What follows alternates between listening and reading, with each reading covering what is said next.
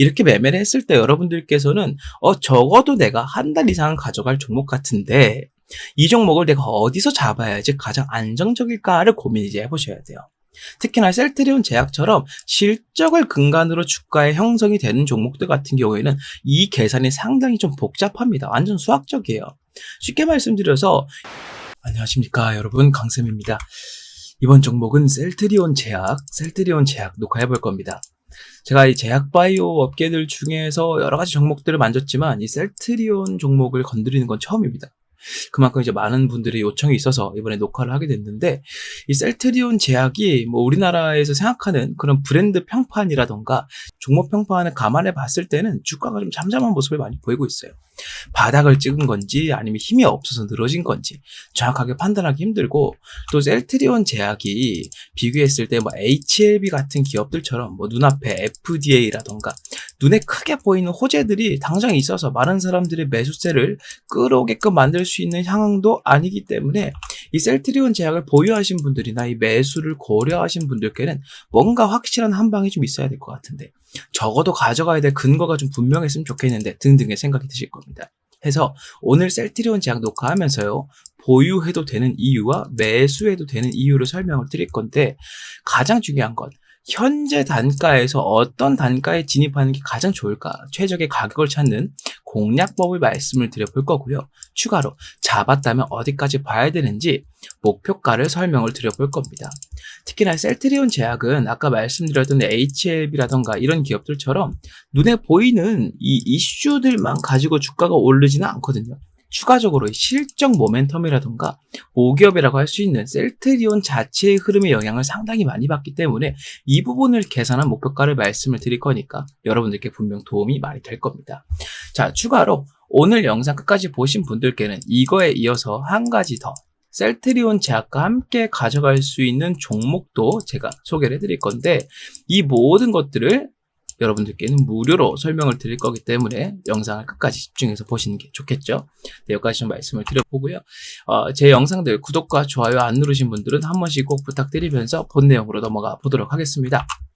셀트리온 제약 보유해도 되는 이유, 매수해도 되는 이유. 첫 번째, 제약바이오 훈풍이 지금 불고 있습니다. 전체적으로 이 제약바이오 업종에 대한 이미지가 개선이 되고, 특히 아까 말씀드렸던 HLB 같은 기업들이 미국 시장을 자꾸 공략을 하기 시작하면서 이 궤를 조금 달리하는 셀트리온 그룹과 양대 산맥이 될 것이다, 이런 얘기들도 나오고 있거든요. 중요한 거는 서로 지금 지향하고 있는 지향점이 좀 다르다는 겁니다. 이 셀트리온 제약 같은 경우에는 바이오 시밀러 쪽으로 밀고 가기 위해서 우리나라 판권을 완전히 잡고 있죠. 그쪽으로 가고 있는 반면에 HLB 같은 경우에는 신약 개발에 몰두를 하고 있다. 당연히 재무적인 요소로 봤을 때는 HLB가 더 안 좋을 수밖에 없습니다. 바이오 시밀러가 필요한 초기 자본보다 신약 개발이 필요한 초기 자본이 압도적으로 많기 때문이에요. 그리고 이미 바이오시밀러 시장을 셀트리온 그룹주들이 다 잡고 있다 보니까 국내 판권을요, 이 HLB나 후속적으로 올라오는 바이오시밀러 기업들은요, 국내 판권만 잡아서는 장사가 안 돼요. 무조건 미국 시장 공략을 해야 된다는 거죠. 근데 여기서도 선택지가 갈리는데, 유럽 시장과 미국 시장 이 두 가지가 있는데, 지금 셀트리온이 유럽 시장, 우리가 EMA라고 합니다. 여기를 지금 먹고 있다 보니까 함부로 막 진출하기가 조금 꺼려지는 상황일 수 있어요. 그래서 지금 미국 쪽으로 넘어가는 추세다라는 것을 여러분들이 알아두실 필요는 있습니다. 중요한 건 이 제약바이오 업계 전체적으로 이런 움직임을 보이고 있다는 겁니다. 이 두 가지 근거를 들 수 있는데요. 첫 번째는 아까 말씀드렸던 제약바이오 기업들의 적극적인 마케팅이라고 말씀을 드릴 수 있어요. 적극적인 마케팅. 아까 말씀드렸던 뭐 HLB라던가 뒤이어 따라오는 다른 기업들도 지금 미국 시장 문 두들기고 있고, 셀트리온 같은 경우에는 유럽 시장에 지금 앉아 있고요. 그러다 보니까 여기서 이 투자자들이 생각을 좀 해봤을 때요, 반도체 맨날 가는데, 반도체 실적 좋다던데 찍해봐야 살짝 오르고 말아버리는 움직임들이 많이 나오잖아요. 이번엔 삼성전자도 실적이 상당히 잘 나왔는데 이거 가지고 반도체 업계들이 추세를 위로 꺾어 올라서 간다고 한들 얼마나 갈지 눈에 보이는 상황이기 때문에 시장에서는 조금 더 자극적인 요소가 필요하더라. 지금 제약바이오 업계에서 전체적으로 그런 모습들을 충당을 좀 시켜주고 있다라고 말씀을 드려볼 수 있겠고요. 이 두 번째로는 이 셀트리온 제약을 비롯한 대형 제약 바이오 기업들의 자리 잡기가 되겠습니다.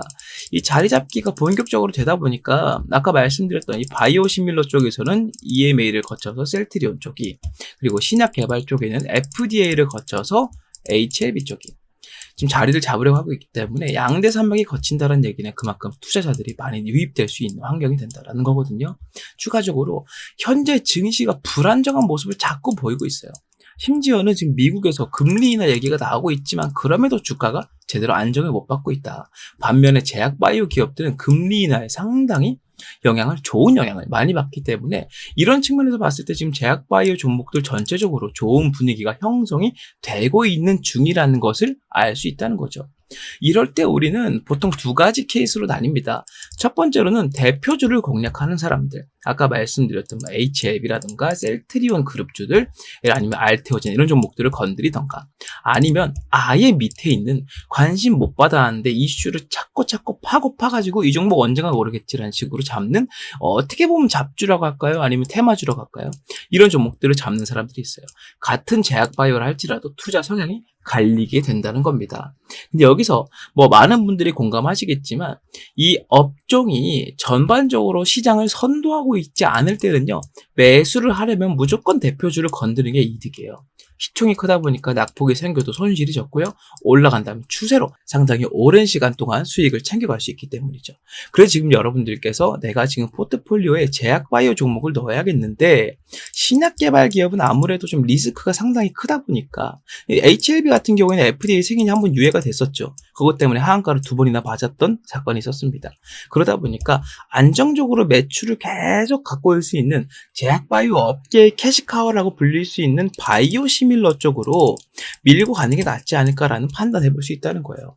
그런 종목들 중에서 대표주가 단연 셀트리온이라고 말씀을 드려볼 수 있기 때문에 이 셀트리온 제약을 갖고 있는 분들이라면 보유를 계속 하셔도 괜찮다 말씀을 드려보고요. 그리고 매수를 하려고 하는 분들은 공략을 해보셔도 충분히 좋겠다 말씀을 드려볼 수 있겠습니다.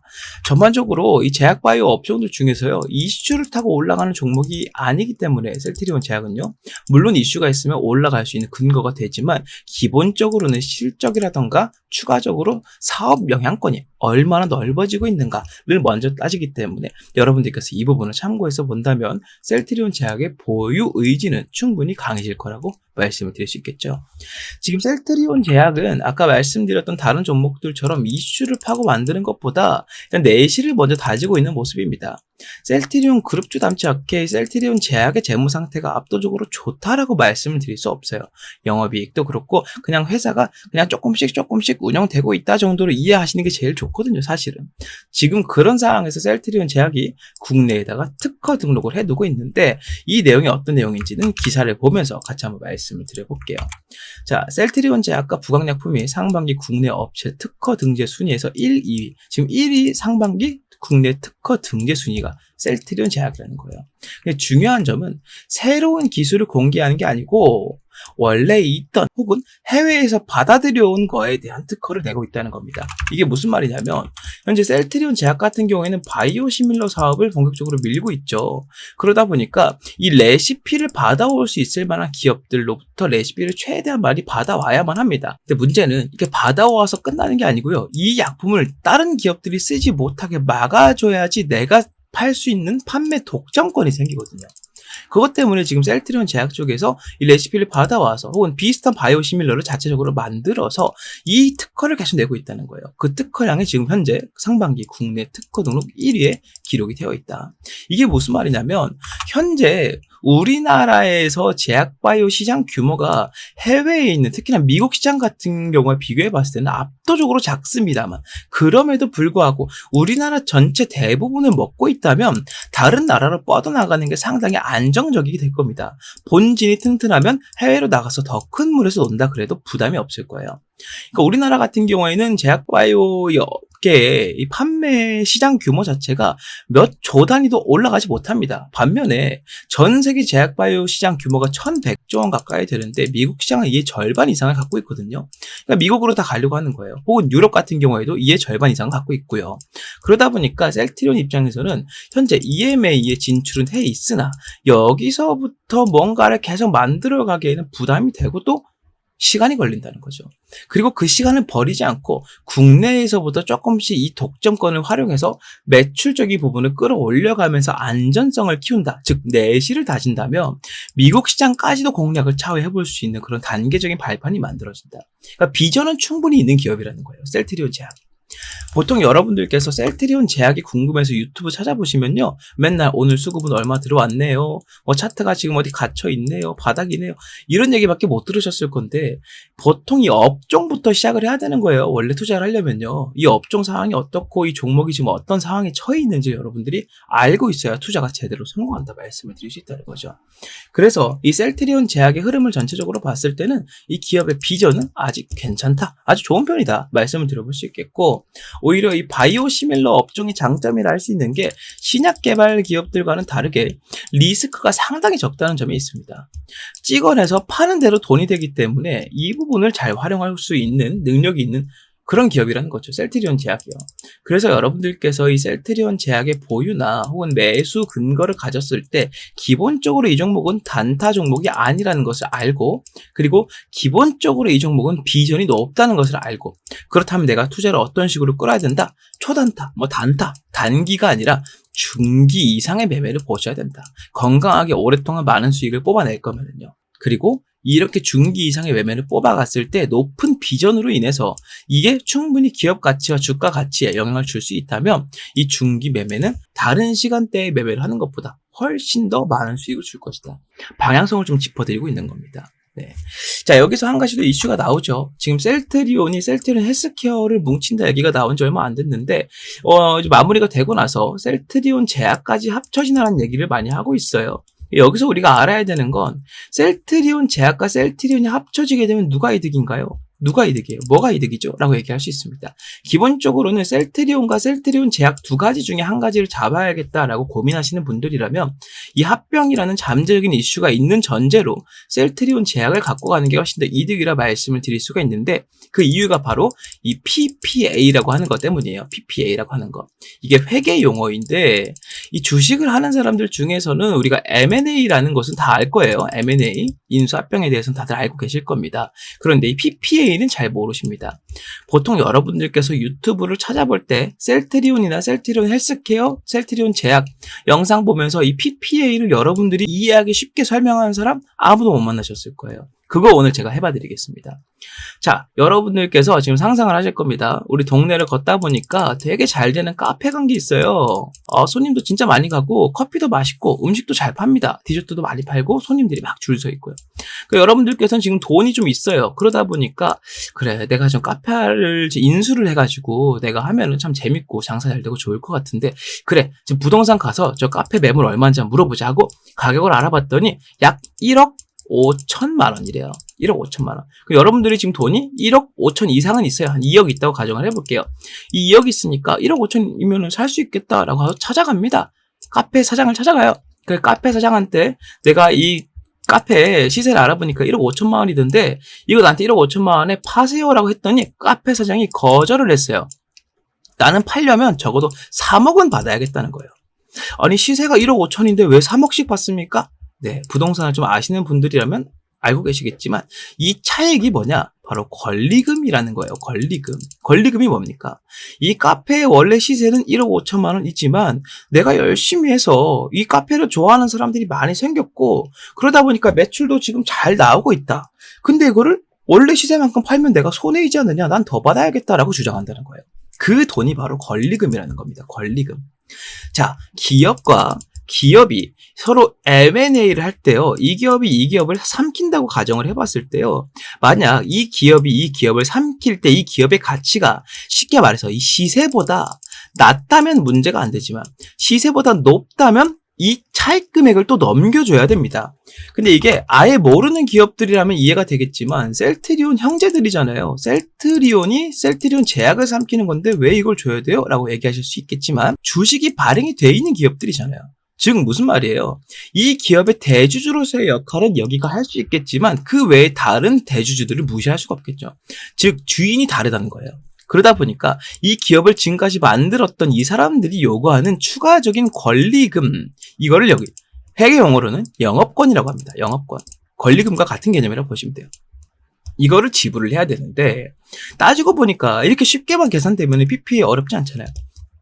알고 보니까 이 셀트리온 제약이 어딘가에 또 땅도 있고 또 어디에 레시피를 혼자서 만든 게 있는데 이게 또 가치가 또 높네 라는 것들을 계산을 해가면서 이 영업권과 이 차익 금액만큼의 금액을 여기 쪽 재무로 넣어준다는 거예요. 그래서 그만큼 영업권이 줄어들게 된다는 건데, 조금 더 쉽게 말씀드려보면 땅이 약 100억 정도 있고, 이 무형자산이죠. 이 레시피라 같은 거는 이런 것들이 한 200억어치의 가치가 있다라고 가정을 해봤을 때, 영업권이 500억이라면 이 금액만큼의 차액이 생긴다는 겁니다.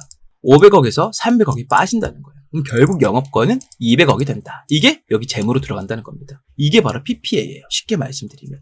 그래서 일단은 기업 가치만 두고 보더라도 셀트리온이 셀트리온 제약보다는 기업 가치가 높고요. 첫 번째로. 그리고 두 번째로 영업권을 충분히 제시할 수 있을 만큼의 기업이냐? 맞다고 말씀을 드릴 수 있다는 거죠. 셀트리온 제약이 PPA를 하게 된다면 충분히 영업권을 받을 수 있겠다.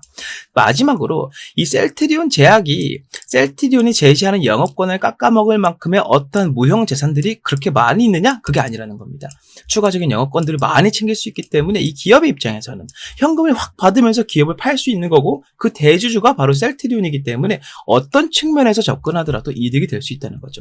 해서 이 셀트리온 합병을 목표로, 혹은 합병이 되면 누가 이득이에요? 셀트리온과 셀트리온 제약 두 가지 중에서 고민을 하신다면 셀트리온 제약을 잡고 있는 게 훨씬 더 이득이라는 거죠. 그러니까 기업에 돈이 많이 들어온다는 얘기이기 때문에 판권이 넘어간다 한들 이 기업의 방향키는 원래 셀트리온이 잡고 있었다. 불안정하지 않다. 그런 측면에서 봤을 때 셀트리온 제약을 잡고 있는 것이 훨씬 더 이득이 된다라고 말씀을 드려볼 수가 있겠습니다. 네, 여기까지 설명을 좀 다 들어보니까 이 셀트리온이 어떤 식으로 움직일지 좀 감이 오실 거예요. 단타로 이슈 타고 올라가는 게 아니라 실적 받쳐지고 내실 다지면서 중장기적으로 합병까지 목표를 보고 있구나, 이 정도의 그림을 그리실 수 있다는 겁니다.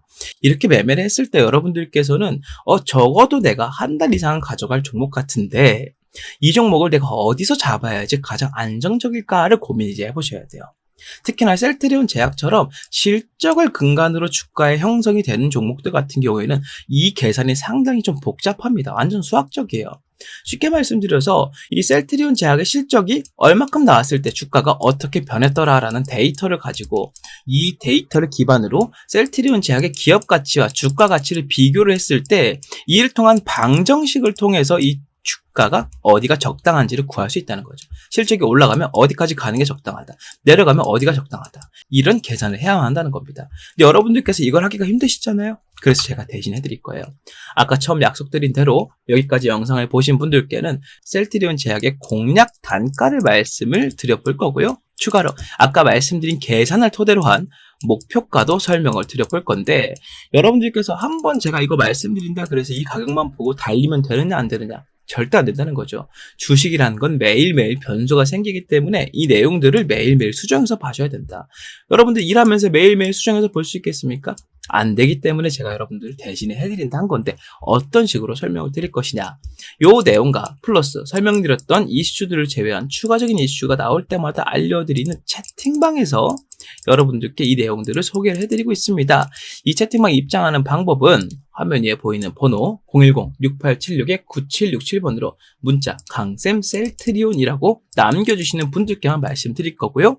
마찬가지로 약속드린 대로 문자 남기신 분들께는 이 내용 모두 100% 무료로 설명드릴 거니까 망설이지 마시고 문자 남기셔서 빨리빨리 채팅방 입장하시면 이 내용들을 바로 확인할 수 있으시다 라고 설명을 좀 드려보고요. 이게 다가 아니었죠. 한 개 더 있었습니다. 이 셀트리온 제약과 함께 가져갈 수 있는 새로운 종목 한 개를 소개를 해드릴 건데, 여러분들께서 셀트리온 제약 하나만 가지고 내 포트폴리오가 완전히 좋아질 거야 라고 기대하신다면 크나큰 오산이에요. 종목 하나가 줄 수 있는 영향력은 한계가 있기 때문에 최대한으로 우리가 잡아볼 수 있는 안전 범위 안에서 잡을 수 있는 적어도 2개 종목은 잡아줘야 된다. 그래서 지금부터는 이 종목에 대한 설명을 드려볼 건데요. 마찬가지로 채팅방에 입장하신 분들께는 100% 무료로 다 알려드릴 거고, 설명을 들으시면서 설명에서 말씀드리는 대로 따라하시면 되겠다. 말씀 좀 드려보고 설명 시작해 보겠습니다. 현재 우리나라 경제를 이끌어가는 업종은 단연 반도체 산업입니다. 여러분들도 잘 아시겠지만 이 반도체 산업이 잘 풀릴수록 나라가 잘 산다는 얘기가 계속 들려오고 있죠. 그만큼 반도체에 의존하는 것이 우리나라 경제 산업의 기반이라고 말씀을 드릴 수가 있는데, 우리나라에서의 반도체 입지가 점점 줄어들고 있음과 동시에 글로벌적으로도 삼성전자를 비롯한 여러 반도체 기업들이 밀려가고 있다는 소식이 들려오고 있습니다. 한국 경제 리스크가 반도체 의존도가 너무 높다는 것이기도 하고요. 삼성전자가 SK나 해외에 있는 다른 반도체 기업들에게 이 자리를 내어주고 있다는 것도 상당히 문제가 크다는 것도 있고, 최근 들어서 삼성전자의 이 파업 문제 때문에 반도체 경쟁력까지 악화가 되고 있는데, 이런 상태에서 삼성전자가 목표로 잡고 있던 대만 시총 1위 기업, 대만의 삼성전자라 불리는 TSMC가 이제는 삼성전자의 시총 약 2.5배 수준까지 성장을 하고 있다는 말이 들려오고 있습니다. 사실은 각자의 분야가 좀 다르긴 하지만 그래도 불구하고 1위라는 타이틀은 엄청나게 큰 것이기 때문에 삼성전자가 TSMC를 잡아먹고자 많은 노력을 하고 있는 것도 사실이었지만, 여기에는 가장 큰 문제가 하나 있다는 거죠. 그게 바로 뭐냐면, 대만이란 나라에서 이 TSMC를 향해서 지원을 해주는 것과 한국이란 나라에서 삼성전자에게 지원을 해주는 것, 이 두 가지가 엄청나게 차이가 많이 난다는 겁니다. 이거를 우리나라가 직접 겪고 있지만 우리나라 사람들은 잘 느끼지 못합니다. 그래도 불구하고 삼성전자는 우리나라에서 가장 큰 회사이기 때문이에요. 많은 사람들이 맹목적으로 믿음을 갖고 있는 기업이기도 하죠. 그래서 우리는 잘 체감하지 못합니다만, TSMC는 계속 성장해 나가고 삼성전자는 퇴화하는 식으로 움직이고 있는 거에 대해서 우리나라가 아니라 제3의 국가가 지켜봤을 때 이 문제를 정확하게 파악하고 미리 움직이고 있는 나라가 있습니다. 그게 바로 일본이라는 거죠. 일본 반도체 기업은 43조 원이라는 말도 안 되는 금액을 들여서 증설을 하고 있다는 겁니다. 지금 전 세계적인 트렌드가 바로 AI 반도체의 개발로 인한 고품질 반도체 생산인데, 이 생산을 지금 TSMC가 뭘 하고 있습니까?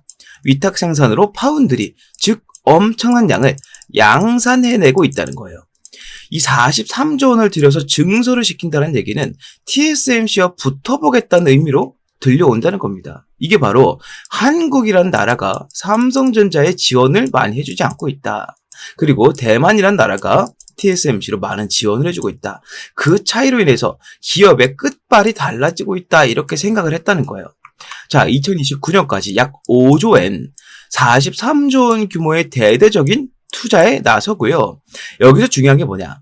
21년도부터 이미 이 투자가 시작이 되었었다는 겁니다. 일본 정부에서 직접 나서는데, 일본 정부는 특히나 돈을 안 쓰기로 유명하지만 지금 한국이란 나라가 한국의 1위 기업인 삼성전자를 대하는 태도와 대만이란 나라가 TSMC라는 기업을 대하는 태도가 너무나도 크게 차이가 나고 있고, 이 차이 때문에 이 두 가지 기업의 격차가 점점 벌어지고 있다라고 판단했다는 거예요. 옛날부터 일본 기업들은 자체적으로 1위를 하는 게 아니라면 밑에서부터 중간에 사이가 나면 그 사이를 치고 들어가는 기업 전략을 많이 사용해 왔습니다. 그래서 이번에도 역시나 이 TSMC와 견줄 수 있는 기업들 중에서, 이 동북아시아에 있는 기업들 중에서 유일하다라고 판단할 수 있는 삼성전자의 퇴보를 보면서 일본 정부에서 이렇게 판단했다는 거예요. 돈 아끼지 말고 들이부어서 이 자리를 우리가 꿰차자라고 한다는 겁니다. 그래서 지금 이 삼성전자를 비롯한 국내 반도체 기업들에게 위기가 오고 있는 것도 사실인데요. 지금 제가 말씀드리고 싶은 건 이 위기를 우리는 어떻게 받아들여야 할 것이냐에 대한 내용입니다. 이 위기 때문에 우리는 반도체 종목을 팔아야 된다라는 게 아니고요. 오히려 이 위기를 이용해서 이거를 호재로 받아들일 수 있는 정보를 가지고 수익을 보자라고 말씀을 드리고 있다는 거예요. 자, 정리를 한번 해보겠습니다. 자, 현재 가장 큰 문제점은 동북아시아권에서 반도체 개발 지원이 가장 적은 나라가 한국이 되고 있다는 거예요. 세계 1위 타이틀의 삼성전자, 이 타이틀의 효과가 점점 떨어지고 있음에 따라서 지금 전 세계적으로 가장 공을 들이고 있는 고품질 반도체가 생산이 어려워지고 있다는 것이죠. 더군다나 이 반도체라는 게 너무나 큰 영역이잖아요. 지금 반도체가 들어가지 않는 분야가 없지 않습니까? 요즘은 자동차에 반도체가 없으면은 자동차 시동이 안 걸릴 정도로 엄청나게 중요한 휴대폰 사용 못하죠. 그리고 요즘에 나오는 가전제품들 다 반도체 무조건 들어갑니다. 이러다 보니까 우리 삶에 있어서 가장 필수적인 요소가 반도체가 되고 있는데, 이 반도체 1위 타이틀을 통해서 나라가 이렇게 부강해졌다면 이 부강해지는 만큼 더 많은 지원을 통해서 이 자리를 공고히 했어야 할 것인데 그러지 못하고 있기 때문에 이 문제가 생기고 있다는 것이죠. AI 개발 산업의 여파로 고품질 반도체의 중요성이 갈수록 높아지고 있지만 고질적인 시총이 너무나 많이 갇혀있고 수익을 못 보다 보니까 말 그대로 무덤처럼 종목이 움직이고 있기 때문에 이 핵심 종목의 주가가 쉽게 오르지 못한다는 단점 또한 함께 있습니다. 이게 바로 투자 심리는 좋아도 주가는 오르지 못한다는 것이죠. 투심이 아무리 좋아도 삼성전자 잡아봐야 이거 안 오르던데, 이거 잡고 가면 오래 있어야 될 텐데, 이런 인식들이 있다 보니까 이 주가가 쉽게 오르지 못하고 있다는 거예요. 하지만 이를 이용한 사람들이 있습니다. 흔히 우리가 말하는 큰손들인데요. 이 큰손들은요, 아무리 돈이 많아도 이 삼성전자의 주가를 하루 만에 10,000원, 20,000원씩 올려갈 수는 없습니다. 이렇게까지 주가를 올리려면 거의 뭐 나라 하나 정도는 갖고 있을 정도의 자금력이 필요할 거예요. 그러지 못하기 때문에 지금 어떤 쪽으로 시선을 돌리고 있느냐. 삼성전자의 벤더사를 중심으로 반도체 산단 산업이라는 새로운 아이템, 이슈를 가져와서 집중적으로 매집을 하고 있다는 것이죠. 자, 이번 영상에서 제가 말씀드리고 싶은 게 뭐냐? 바로 지금까지 말씀드렸던 한국이 반도체 강국에서 밀려가고 있는 현재 상황, 삼성전자가 1위 타이틀을 내놓고 있는 현재 상황을 비집고 들어갈 수 있는 새로운 이슈로 이 반도체 벤더사를 우리가 잡아야 된다. 지금부터는 그 이슈를 설명드리겠다 말씀을 드려보겠습니다. 국가 반도체 단지 수혜주 공략을 할 거고요. 삼성전자에서 2,900억 원이라는 자금을 지원하기로 예정이 되어 있다. 자, 이 내용 지금 살펴보도록 하겠습니다. 용인특례시 국내 최대 반도체 장비회사 세메스가 기흥구 고매동 7641원 부지에 기흥미래도시첨단산업단지 계획을 승인 고시했다고 밝혔답니다. 말 그대로 승인을 했다는 겁니다. 세메스란 기업에서 기흥미래도시첨단산업단지, 즉 산업단지인데 시에서, 지자체에서, 국가에서 하고 있는 국가첨단산업단지 계획을 승인했다는 거예요. 어디에서요? 용인특례시에서요.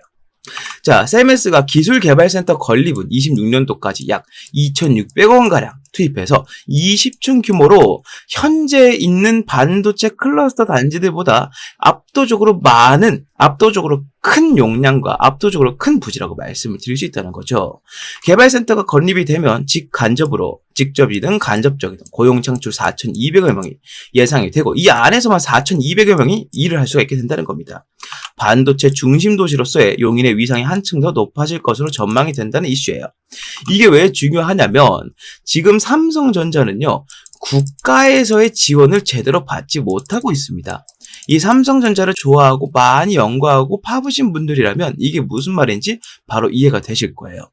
삼성전자가 반도체 단지를 더 많이 짓고 일자리를 만들고 하는 데에 따라서 세액 공제라든지 여러 가지 혜택들과 지원을 해줘도 부족할 타이밍에 지금 나라에서는 세금을 더 걷어가고 있고요. 여러 가지 문제가 있지만 나라가 그를 잘 막아주지 못하고 있다는 거죠. 이게 너무나 답답했다는 겁니다. 삼성전자 입장에서는 이렇게 됐다면 삼성전자 본진이 움직이지 않고 삼성전자의 손발로 움직여서 이 상황을 직접 타개하고자 했다는 겁니다. 여기서 말씀드린 세메스라는 기업은 바로 삼성전자의 계열사라고 말씀을 드릴 수가 있다는 거죠. 삼성전자의 계열사다. 자, 이러한 이슈가 나오게 되면서 삼성전자에서 주도한 이 지자체에서 주도한 첨단 산업단지를 세움에 따라서 어떤 호재가 있느냐? 일단 첫 번째로는 현재까지 부족했던 인력을 공격적으로 충원해서 현재 가장 많이 수요가 있고 필요로 하고 있는 고품질 반도체를 더욱더 빠르게 양산시킬 수 있다는 겁니다. 현재 삼성전자는 SK에게 이 판권을 좀 넘겨주고 있는 추세예요. SK는 미국 시장을 제대로 공략하고 있지만 삼성전자는 아직도 공략을 제대로 못하고 있기 때문입니다. 여기에 더 많은 자금을 오히려 더 추가로 투입을 시켜서 이 연구 개발 속도를 더욱더 늘려버리고 가전제품 분야에서 LG를 통해 그렇게 했듯이 이 고품질 반도체 측면에서 SK에게 삼성이 도전장을 내민다는 거예요. 여기에 추가로 삼성전자의 부지, 이 삼성전자의 반도체를 만들 수 있는 스라의 산업단지가 많아질수록 삼성전자는 어디에 가까워진다? TSMC에 가까워진다라고 말씀을 드릴 수 있다는 겁니다. 아까 설명드렸던 것처럼 일본에서 43조 원이라는 어마어마한 천문학적인 자금을 때려받고 있지만 그럼에도 불구하고 이미 그 기술력과 1위라는 타이틀을 보유해본 기업이 더 적은 금액으로 투자하는 것이 효과적일 수 있다는 것이죠. 그게 바로 이 첨단 산업단지 계획이 승인된 것에 대한 호재라고 볼 수 있다는 겁니다. 삼성전자의 입지가 넓어질수록 판매량이나 이 업황 자체의 개선이 압도적으로 많아지게 될 것이고요.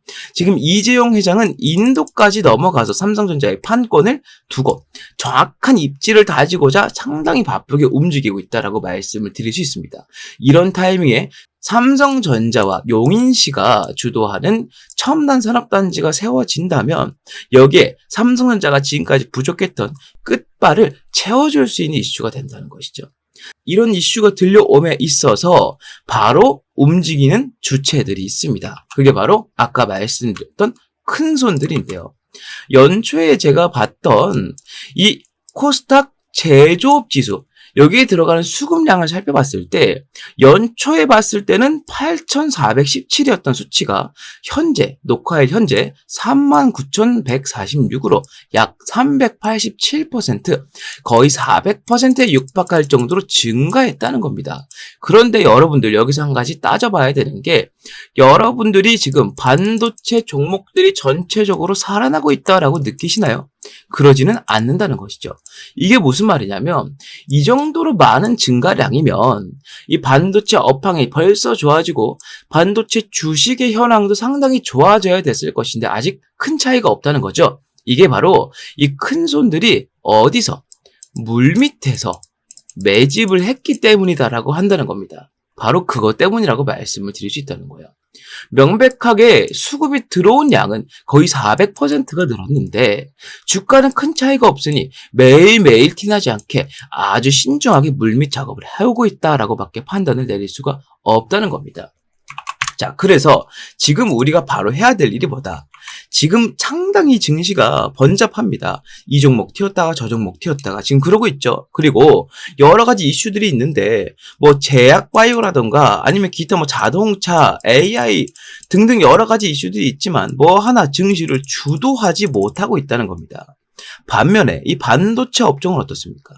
지금까지 우리나라 증시를 받쳐온 유일한 기둥이라고 해도 절대 과언이 아닐 겁니다. 해서 우리는 지금부터 이렇게 매집이 많이 들어오고 있는 이 업종에서도 그 중에서도 큰 손들이 아주 많이 관심을 갖고 매집을 집중적으로 하고 있는 종목을 잡아주어야 된다. 이걸 제가 말씀드리고 싶다는 거예요. 괜히 어줍잖게 다른 종목 잡아서 물려버릴 바에는 바닥에서 올라갈 수 있는 기둥주를 잡으시고 여러분들께서는 투자를 성공으로 이끌면 된다. 여러 가지 리스크들을 이 종목이 파회해 줄 수 있다라고 말씀을 드릴 수 있다는 겁니다. 자, 지금부터는 이 종목에 대해서 말씀을 드려볼 테니까 더욱더 집중을 하시길 바라겠습니다. 자, 삼성전자가 이제 엔비디아 품질 테스트까지 통과할 거라는 납품 기대감이 나오고 있는 상황에서 아까 말씀드렸던 산업단지에 대한 내용이 승인을 받았기 때문에 이에 직접적으로 관여한 기업이 가장 많은 주가 상승을 보일 수밖에 없을 겁니다. 이유는 삼성전자가 당사자이지만 이 당사자는 덩치가 너무 크기 때문에 하루만 해도 급등을 만들어내봐야 2%, 3%가 한계라는 거죠. 이거 얼마나 기다렸다가 먹는지는 여러분들이 아실 겁니다. 20% 먹을 거면 꼬박 열흘, 2주를 기다려야 돼요. 그렇기 때문에 큰 손들은 오히려 자금을 넣을 수 있을 정도로 덩치가 어느 정도 있지만 충분히 이 매집을 할 수 있을 정도로 그 정도의 적당한 규모의 종목에서 매집을 하고 있다. 이렇게 말씀을 드릴 수 있겠고 삼성전자 주도의 신규 산단은 미흡한 국가 지원의 한계를 돌파할 중요한 열쇠가 되기 때문에 이번에 삼성전자와 용인시에서 하는 기존 정부 5년 지원 규모의 74% 수준에 직접적으로 투자를 단행한 이 행동은 이 종목에게는 엄청나게 수혜로 다가갈 수밖에 없다는 겁니다. 자, 지금 제가 말씀드린 이 종목은요, 삼성전자의 공식 협력사이자 삼성전자 클러스터 단지가 세워졌을 때마다 필수적으로 여기에 자리를 했던 기업. 그리고 현재는 이 큰 손들뿐만 아니고 외국인들까지 하루에 50억 아래로 티나지 않게 조금씩 매집을 하고 있는 것으로 확인이 되고 있고요. 목표 수익률은 50%에서 70%까지 예상을 하고 있습니다. 자, 이 종목 제가 지금부터 여러분들께 다 말씀을 드려볼 겁니다. 아무래도 지금처럼 번잡한 증시에서는 이 종목, 저 종목 떠돌아다니는 것보다 정확하고 명확하게 올라갈 종목 한 가지에 집중해서 수익을 보는 게 정말 좋은 선택이 될 겁니다. 그래서 제가 지금까지 말씀드린 이 종목명과 목표가와 대응 전략을 전부 말씀을 드리겠습니다. 이 전략사항들 모두 여러분들께 설명을 드릴 테니까 이 내용, 이 폭등주를 갖고 싶다 하시는 분들께서는 아래에 보이는 번호 010-6876-9767번으로 문자 폭등주라고 하나만 남겨주시면 되겠다 설명을 좀 드려봅니다. 화면에 보이시는 것처럼 주가가 바닥을 찍고 반등을 하기 위해 준비를 하고 있고 내려가는 동안 기관들의 공매도 물량과 맞물려서 상당히 많은 자금을 현재 내포하고 있다. 우리가 매집 타점을 잡은 시기로부터 정확하게 제 예상으로는 50에서 70% 수익을 보게 될 것이니 여러분들께서는 이 종목을 한 개만 잡고 있더라도 충분히 좋은 승부가 될 것이다 말씀을 드려봅니다. 자, 문자 남겨주시면 보낸 즉시 무료로 제가 발송을 해드릴 거기 때문에 이 내용으로 지금처럼 번잡한 증시에서 여러분들께서 도움을 많이 받으셨으면 좋겠다라고 말씀을 드려보면서 이 내용은 마무리하도록 하겠습니다. 많은 문자 부탁드리고요. 구독과 좋아요도 한 번씩 부탁드리겠습니다. 자, 이렇게 모든 설명이 끝났습니다. 지금 셀트리온의 주가가 큰 변동이 없고 갇혀있는 양상이기 때문에 이게 셀트리온이랑 좀 흐름이 비슷하죠. 높낮이만 좀 다를 뿐. 상당히 셀트리온 제약의 흐름이 좀 마음에 들지 않아요. 추세를 잡던 아니면 보합비는 확실하게 박스를 만들어서 볼륨, 거래량을 받아주면서 움직여줘야 되는데 그런 것도 아예 없잖아요. 그러다 보니까 이 셀트리온 제약이 어떻게 될지 궁금하신 분들이 상당히 많을 거예요. 아까 말씀드린 대로 공략 단가, 목표가, 근거들을 기반으로 모두 다 설명드릴 거기 때문에 주주분들이건 매수를 하려고 하는 분들이건 화면 위에 보이는 번호로 문자 강쌤 셀트리온 남기셔서 채팅방에 빨리빨리 입장하시는 것을 권장드리고요.